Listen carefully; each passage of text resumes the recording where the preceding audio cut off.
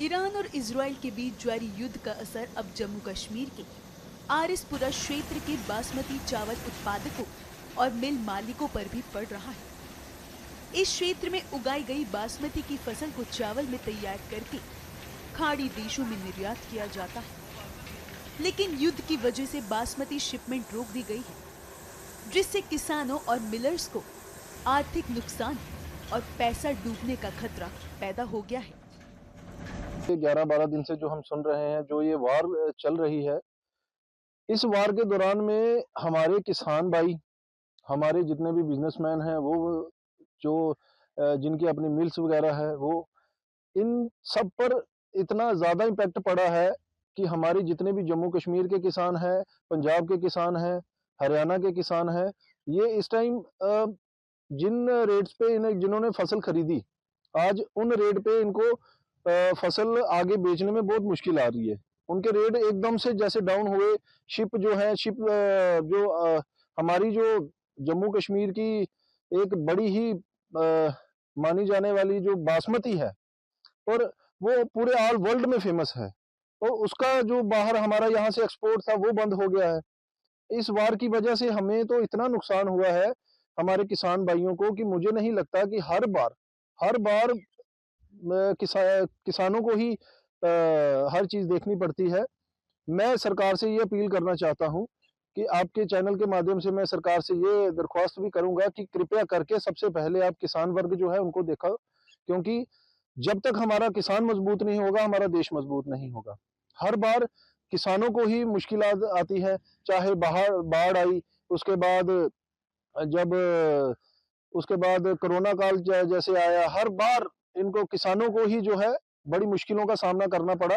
लेकिन मैं खासकर आपको बताते चलूं कि जो हमारी जम्मू कश्मीर की जो बासमती है, जो हमारी बड़ी मशहूर है, जो पूरे ऑल वर्ल्ड में, वो हमारी यहाँ से बाहर जानी बंद हो गई है, और जम्मू कश्मीर के जो किसानों को भी बहुत ज्यादा लॉस हुआ है। और पंजाब में भी हम देख रहे हैं, पंजाब हरियाणा में भी बहुत लॉस हमें देखने को मिल रहा है किसानों के लिए।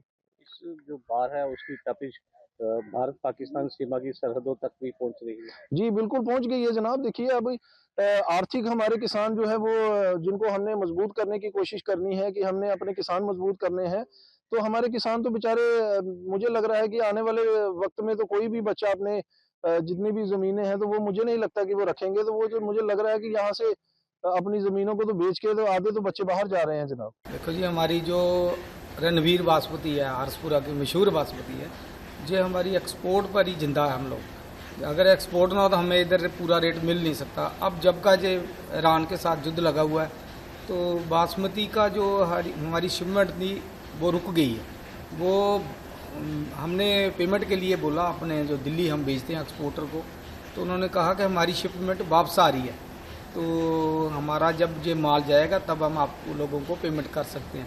इस वजह से हमारी जो बासमती की रेट है वो भी डाउन हो गए हैं, काम टोटल ठप हो गया है। तो इंडस्ट्री को भी फ़र्क पड़ रहा है, ज़मींदार को भी फ़र्क पड़ रहा है। जो रेट पहले थे 5,700 रुपया पर क्विंटल बिक रही थी बासमती, अब उसका रेट आज के डेट में उसको 5,000 के हेर फेर में रह गया। 500-600 रुपया पर क्विंटल उसका रेट कम हो गया। इस वजह से इंडस्ट्री को भी नुकसान हो रहा है, मिलर को भी नुकसान हो रहा है, ज़मींदार को भी नुकसान हो रहा है, व्यापारी को भी नुकसान हो रहा है। तो हम तो इस वजह से परेशान है कि कब ये युद्ध बंद हो तो हमारे लोगों का ये काम चल सके, ज़मींदार को भी फ़ायदा हो सके और हमारी बासमती एक्सपोर्ट हो सके। कितना बड़ा नुकसान समझते हैं अपने लिए? ये तो मैंने अपनी लाइफ में हमने पहली बार देखा। पहले भी रेट कम ज़्यादा होते थे, लेकिन ये तो टोटल बंद हो गया ना। टोटल बंद होने की वजह से मैं समझता हूँ कि ये अगर और कुछ दिन चला तो हमारी इंडस्ट्री बैठ जाएगी बहुत ज़बरदस्त तरीके से, ज़मींदार को भी नुकसान होगा।